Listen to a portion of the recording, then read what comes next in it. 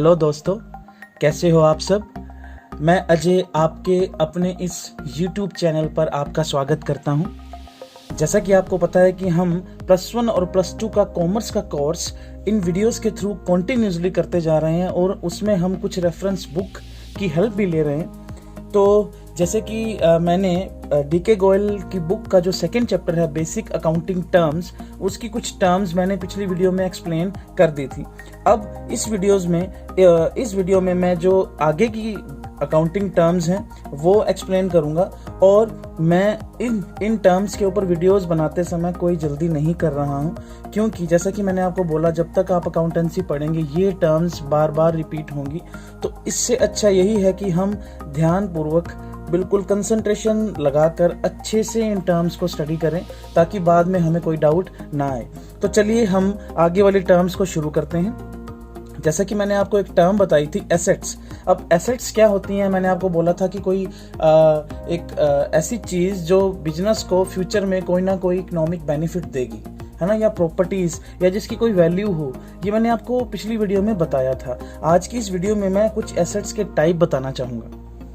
तो जैसे कि मैंने लिखा है, this could be a legal rights owned by a business to which money value can be attached और which enable the firms to get economic benefit in future। ऐसी properties जो business को फ्यूचर में कोई ना कोई बेनिफिट देंगी, है ना। अब इसके टाइप्स कौन कौन से हैं, जैसा कि आप देख सकते हैं, मैंने आपके सामने एक छोटा सा डायग्राम ताकि आपको ये इजीली समझ आए। एसेट्स को मैंने क्लासिफाई किया है current assets, non current assets and fictitious assets. किन किन में? Current assets, non current assets and fictitious assets. अब ये होती क्या है? अब जनरली जो टाइम ड्यूरेशन का डिफरेंस रहेगा और कैश में कन्वर्जन का डिफरेंस रहेगा, जिनके बेस पे मैं इनका मीनिंग बताऊंगा। ठीक है। जो करंट एसेट्स होती हैं या जो करंट प्रॉपर्टीज होती हैं, करंट एसेट्स होती हैं बिजनेस की, वो ऐसी एसेट्स होती हैं जो एक नॉर्मल ऑपरेटिंग साइकिल के दौरान कैश में कन्वर्ट हो जाएंगी। किसमें? मेरे साथ साथ बोलिए। एक नॉर्मल ऑपरेटिंग साइकिल जो है बिजनेस का, उसके दौरान कैश में कन्वर्ट हो जाएंगी। जनरली ऑपरेटिंग साइकिल 1 ईयर का होता है। अब कई बच्चे ये सोच रहे होंगे कि ऑपरेटिंग साइकिल क्या होता है। बेटा, ऑपरेटिंग साइकिल का मतलब ये है कि वो टाइम पीरियड जिसमें एक एसेट कैश में कन्वर्ट होने में टाइम लगाती है। ठीक है। जैसे आपने पीछे से माल परचेज किया, गुड्स परचेज किया, क्योंकि आपको पता है गुड्स हमारा बिजनेस है कपड़े का, तो कपड़े हमारे लिए गुड्स क्या बनेंगी, जो हम दुकान में वो स्टॉक रखेंगे। वो स्टॉक हमने परचेज क्यों किया है? रीसेल करने के लिए। तो जब हमने वो स्टॉक परचेज किया और उसको परचेज करने के बाद हम उसे क्या करेंगे? सेल करेंगे। तो जो गुड्स हमने जब परचेज की थी, उसे परचेज करने से लेकर उसे सेल करने तक क्या हो जाएगा? वो कैश में कन्वर्ट हो जाएगा ना। तो इस टाइम पीरियड को हम बोलेंगे ऑपरेटिंग साइकिल। ठीक है। तो जनरली अगर हम किसी भी पर्टिकुलर चीज का जो कैश में कन्वर्ट होने में वो टाइम लगा रहा है, अगर हमें उसके ऑपरेटिंग साइकिल का पता ना चल रहा हो, तो हम जनरली उसे 1 ईयर कंसीडर कर लेते हैं। ठीक है। पर अलग अलग ऑपरेटिंग साइकिल होते हैं। ठीक है। तो ऐसी एसेट जो एक नॉर्मल ऑपरेटिंग साइकिल, वो अलग अलग बिजनेस का, अलग अलग चीजों का अलग अलग ऑपरेटिंग साइकिल होता है। जनरली आप मान लीजिए 1 ईयर, तो 1 ईयर के अंदर जो कैश में कन्वर्ट हो जाए वो कौन सी एसेट्स होंगी? Current assets. अब ये नॉन करंट एसेट ऐसी होती है जो लॉन्ग टर्म नेचर की होती है, जो लंबे टाइम के लिए बिजनेस में यूज की जाएंगी। जैसे मान लीजिए आपने एक बिजनेस में इन्वेस्ट किया है, बिजनेस में इन्वेस्ट करने के साथ साथ आपने उस बिजनेस के लिए एक बहुत बड़ा प्लांट लगाया है, जिसके लिए आपने एक बिल्डिंग परचेज की है। और आप ये देखिए कि क्या वो बिल्डिंग आप 1 साल यूज करेंगे? नहीं।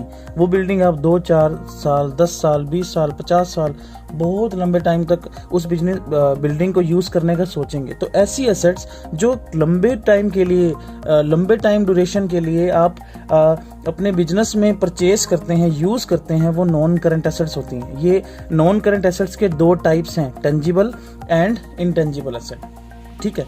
अब 2 एसेट्स। अब उसके बाद थर्ड है फिक्टिशियस एसेट। ये एक ऐसी एसेट होती है जो कभी भी बिजनेस की लाइफ के दौरान कभी भी कैश में कन्वर्ट ही नहीं की जा सकती। ठीक है। अब ये थोड़ा सा ब्रीफली इन्हें पढ़ते हैं, स्टडी करते हैं। जैसे मैंने करंट एसेट का कुछ अच्छी पॉइंट निकालनी है, which can be converted into cash during the normal operating cycle of a business. ये मैंने आपको बता दिया।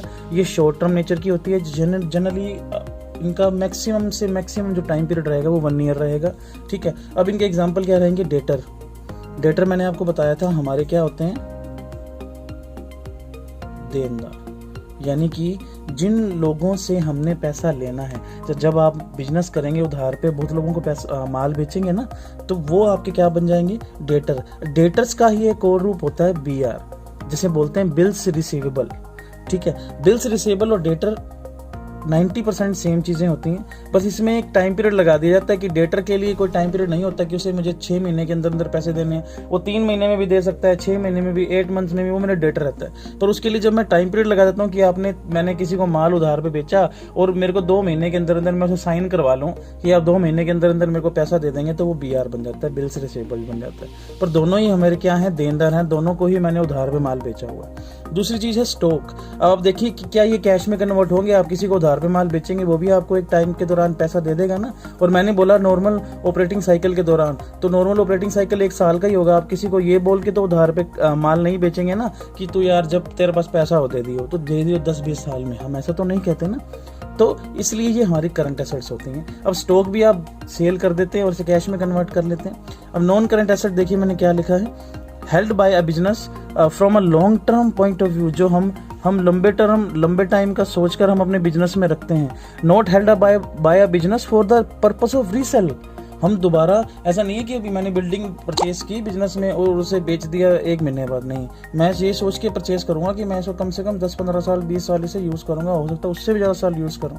ठीक है, बट हेल्ड एज इन्वेस्टमेंट और टू फैसिलिटेट बिजनेस। अब ये नॉन करंट एसेट्स आपकी एक तरह से क्या हो गई? इन्वेस्टमेंट्स होती है ना। आप जैसे मान लो आपने बोला कि हम जो है पर्टिकुलर बिजनेस में 50 लाख रुपए लगाने की सोच रहे हैं। अब 50 लाख रुपए लगेगा किन चीज़ों पे? वो बिल्डिंग पे ही तो लगेगा, वो प्लांट्स पे ही तो लगेगा, वो मशीनों पे ही तो लगेगा, तभी तो वो मेरी इन्वेस्टमेंट बनी है ना। या वो क्या करती हैं? फैसिलिटेट बिजनेस को चलाने में आपकी हेल्प करेंगी। अगर आपने बिजनेस करना है तो आपको बड़ी फैक्ट्री की जरूरत पड़ेगी, है ना, प्लांट की भी जरूरत पड़ेगी। तो ये सारी चीजें आपको आपके बिजनेस को चलाने में हेल्प करने वाली हैं। ठीक है, अब इनके एग्जांपल्स क्या लिखे हुए हैं देखिए। फिक्स एसेट का मतलब क्या था? ऐसी एसेट्स जो लंबे टाइम के लिए यूज की जाएंगी।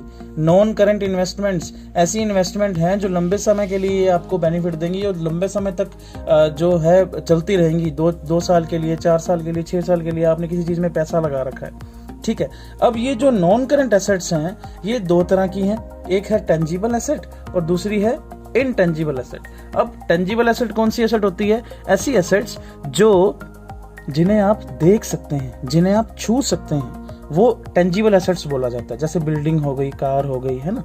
तो ये सारी आपकी टेंजिबल्स हो गई। अब इनटेंजिबल जिन्हें आप देख नहीं सकते, आप फील कर सकते हैं। जैसे मैंने आपको पिछली वीडियो में भी बताया था कि एक सेम बिजनेस के 2 दुकानदार आमने सामने बैठे होते हैं।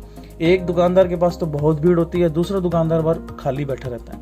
अब सेम चीजें दोनों के पास पड़ी हैं, सेम तरह की पैंट पड़ी है, सेम तरह की शर्ट खरीदने के लिए पड़ी है, पर एक दुकानदार के पास इतनी भीड़ और दूसरा दुकानदार फ्री बैठा है। तो वो किस चीज का नतीजा होता है? गुडविल, जैसे हम फील कर सकते हैं, उसका नेम फेम, उसका ब्रांड वैल्यू। दूसरी चीज होती है पेटेंट। अगर आपको पता हो, पेटेंट बेटा एक आपके पास राइट्स आ जाते हैं कि किसी पर्टिकुलर चीज को आप ही बना सकते हैं। जैसे कि मेडिसिन, जैसे कोरोना वायरस चल रहा है, इसकी कोई दवाई बना लेगी कोई पर्टिकुलर कंपनी, तो वो गवर्नमेंट के पास उसका क्या करवा लेगी? पेटेंट करवा लेगी, ताकि उसको कोई और कॉपी ना कर सके। ठीक है, आई गेस आपको समझ आ गया होगा। इनके साथ आप एक चीज और भी अटैच कर सकते हो, कॉपीराइट। एक कॉपीराइट और पेटेंट में थोड़ा सा डिफरेंस होता है, वो भी मैं आपको बताऊंगा। बेटा जैसे कोई मूवी होती है, मैगजीन होती है, उनका कॉपीराइट होता है। जो ऑथर ने लिखा होता है ना, वो अपना कॉपीराइट करवा लेता है, ताकि ऐसे तो जैसे डीके गोयल की बुक है, आप में से कई बच्चे क्या, क्योंकि बच्चे बड़े शैतान होते हैं, आप क्या सोचोगे, आपके दिमाग में डीके गोयल का नाम काट के मैं अपना लिख देता हूँ, accountancy of +1 by this student, है ना। तो उसको बचाने के लिए वो अपना कॉपीराइट करवा लेते हैं। तो कॉपीराइट ऐसी चीज़ों के लिए, फिल्मों के लिए, मैगजीन्स के लिए होता है। और पेटेंट्स जो होते हैं ना, वो साइंटिफिक चीज़ों के लिए होता है, 14 ईयर्स के लिए। ठीक है, तो ये हमारी जो है नॉन करंट एसेट्स का पार्ट है। उसके बाद मैं आपको बता रहा हूँ फिक्टिशियस एसेट। फिक्टिशियस एसेट का मतलब नाइदर टेंजिबल नॉर इनटेंजिबल, ना तो वो टेंजिबल है ना ही वो इनटेंजिबल है, जो कभी भी कैश में कन्वर्ट नहीं की जा सकती, और जो एक तरह के लॉसेस होते हैं बेटा ये। और ये जो लॉसेस होते हैं ये धीरे धीरे जो है बिजनेस अपने लाइफ साइकिल के दौरान इन्हें धीरे धीरे 1 साल में, 2 साल में, 3 साल में धीरे धीरे इनको क्या करते रहते हैं, रिटर्न ऑफ करते रहते हैं। हम इन्हें 1 साल का सारा 1 साल में रिटर्न ऑफ नहीं करते। रिटर्न ऑफ का मतलब हम अपना एक्सपेंस कितने सालों के लिए उन्हें एक्सपेंस मानेंगे। जैसे मान लो मैंने टोटल 2 लाख रुपए किसी चीज के ऊपर मैंने एक्सपेंस कर दिया, तो वो कितने सालों तक रहेगा। मतलब ऐसा नहीं है कि 2 साल का 2 लाख का 2 लाख मैं एक ही साल में अपना एक्सपेंस मान लूंगा। मैं हो सकता है 40 हज़ार करके 5 सालों में मानूं, तो वो धीरे धीरे रिटर्न ऑफ करते रहते हैं। हम वो फिक्टिशियस एसेट होते हैं जिन्हें हम कैश में कन्वर्ट नहीं कर सकते। ठीक है, अब फर्म्स के लिए इनके एग्जाम्पल बन जाएंगे डेफर्ड रेवेन्यू एक्सपेंडिचर, जैसे कि एडवर्टाइजमेंट। डेफर्ड रेवेन्यू एक्सपेंडिचर का मतलब होता है बेटा ऐसे एक्सपेंडिचर्स जो आप करते तो 1 साल के अंदर हैं और जिनका बेनिफिट आपको लंबे टाइम के लिए मिलता है।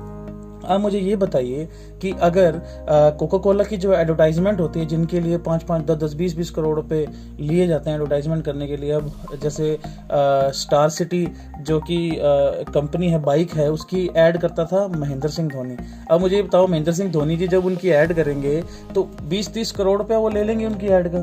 तो अब मुझे ये बताइए कि क्या उस ऐड का बेनिफिट मुझे सिर्फ इसी साल मिलेगा या आने वाले टाइम में भी मिलता रहेगा। तो ऐसे एक्सपेंडिचर जो होते तो रेवेन्यू नेचर के हैं, यानी कि 1 साल के अंदर अंदर करोगे आप, और जिनका बेनिफिट कब मिलेगा, लंबे टाइम के लिए मिलेगा आपको। तो ये हमारी जैसे सोल प्रोप्राइटरशिप या कंपनी सोल प्रोप्राइटरशिप, शायद आप बिजनेस स्टडीज पढ़ रहे हैं साथ साथ, तो उसमें भी आपने पढ़ लिया होगा, जिसके अंदर एक सिंगल ओनर होता है। ठीक है, मैं उन फर्मों की बात कर रहा हूं जो सिंगल ओनर है या पार्टनरशिप फर्म्स हैं। अगर कोई कंपनीज हैं तो जब वो शेयर इशू करती है, वो शेयर इशू एक्सपेंसेस, ऐसे एक्सपेंसेस जैसे कंपनी जो होती है वो शेयर इशू करती है ना, तो शेयर इशू करने के लिए जो उसे खर्चे करने पड़ते हैं ना, वो उसके लिए फिक्टिशियस एसेट होती है। वो अपने बैलेंस शीट में धीरे धीरे करके उनको रिटर्न ऑफ करती रहती है। ऐसे discount on issue of share, कई बार शेयर सस्ते बेच देते हैं, 100 वाला शेयर होल्डर को 90 में बेच देते हैं, 80 में बेच देते हैं, तो जो जितना डिस्काउंट दे दिया गया वो भी फिक्टिशियस एसेट बन जाती है। ठीक है, उसके बाद नेक्स्ट टर्म जो है, ये एसेट के आपके बेटा टाइप हो गए, जिसमें एसेट का मीनिंग किया हमने, करंट एसेट का मीनिंग किया, नॉन करंट एसेट का मीनिंग किया और फिक्टिशियस एसेट का मीनिंग किया। 3 तरह की एसेट्स विद एग्जांपल। उसके बाद मैं नेक्स्ट जो चीज़ आपको बता रहा हूँ वो है रिसीप्ट। रिसीट क्या होती है बेटा? रिसीट का मतलब आप क्या समझते हैं? यानी कि आपके पास कैश आ रहा है। जनरली अगर मैं रिसीप्ट की बात करूं तो रिसीट का मतलब यही बनेगा, किसी भी तरीके से बिजनेस के पास कैश आ रहा है तो वो रिसीट बन गई। चाहे वो एसेट बेच के आए, चाहे वो सेल करके आए, बिजनेस के अंदर जो माल पड़ा है उसे बेच के आए, चाहे उन्हें कोई कमीशन मिल जाए, चाहे उसे डेटर से पैसे मिल जाए, है ना।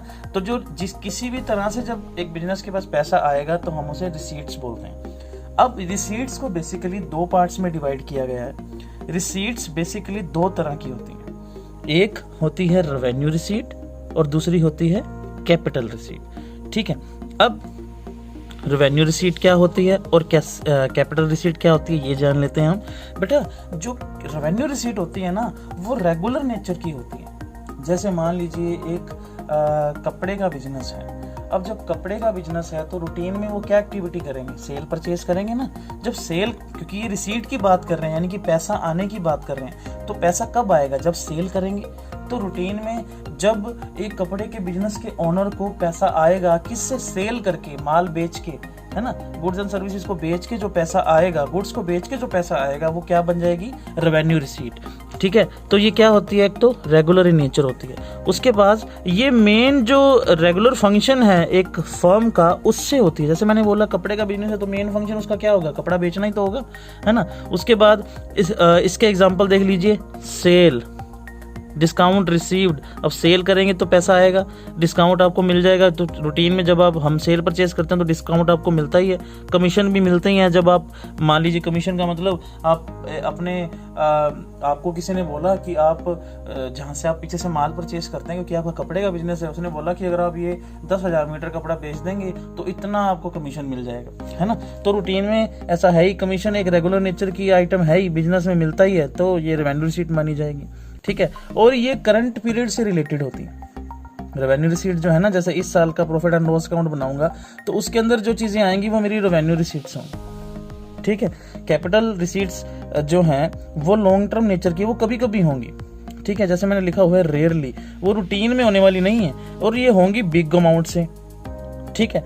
अब इससे मेन होगा क्या, कैपिटल रिसीप्ट से या तो हमारी लायबिलिटी इंक्रीज होंगी या हमारी एसेट्स डिक्रीज होंगी। ये मैंने इंक्रीज का साइन लगाया है, ये मैंने डिक्रीज का साइन लगाया है। या तो मेरी लायबिलिटी क्या होंगी, इंक्रीज होंगी, यानी कि मान लीजिए लायबिलिटी इंक्रीज होने का मतलब मैंने बैंक से लोन ले लिया 2 साल के लिए, 3 साल के लिए, 4 साल के लिए, तो जब मैंने लोन ले लिया तो मेरी लायबिलिटी इंक्रीज हो गई ना। लायबिलिटी का मतलब होता है जो मैंने पैसे चुकाना हो, किसी का देना हो। या एसेट जो है वो डिक्रीज होगी। अब एसेट डिक्रीज कब होगी, जब मैं उसका क्या कर दूं, सेल कर दूं। मैंने बिल्डिंग ली थी 20 लाख रुपए की, अब मैंने वो बेच दी, अब वो बेच दी तो मेरी एसेट क्या हो गई, कम हो गई ना। तो ऐसी चीजों से, और देखो अब ये तो नहीं है ना बिल्डिंग रोज रोज तो नहीं बेचेंगे, रोज रोज तो हम जो दुकान में माल पड़ा है वो बेचेंगे, वो रेवेन्यू नेचर बन जाएगा। अब बिल्डिंग कभी कभार बिकेगी, है ना, लोन कभी कभार आप लोगे तो वो कैपिटल रिसिप्ट बन जाएगा। अब जैसे मान लो एक ओनर जो है वो बिजनेस में जो पैसा इन्वेस्ट करता है ना बेटा, वो भी क्या है, कैपिटल रिसिप्ट है।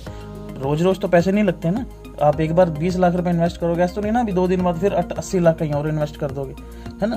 तो ये भी जो है कैपिटल इन्वेस्टमेंट जो भी है, ये भी क्या है, कैपिटल रिसीट है। आई होप आपको आज की इस क्लास में इन बेसिक टर्म्स को समझने में मजा आया होगा और इजीली समझ भी आई होगी। इन केस अगर आपको ये समझ ना आए तो जैसा कि हमने एक व्हाट्सएप ग्रुप बना रखा है, आप उस व्हाट्सएप ग्रुप में आप मुझे बता सकते हैं, अदरवाइज आप कमेंट बॉक्स में कमेंट करके भी बता सकते हैं, है ना।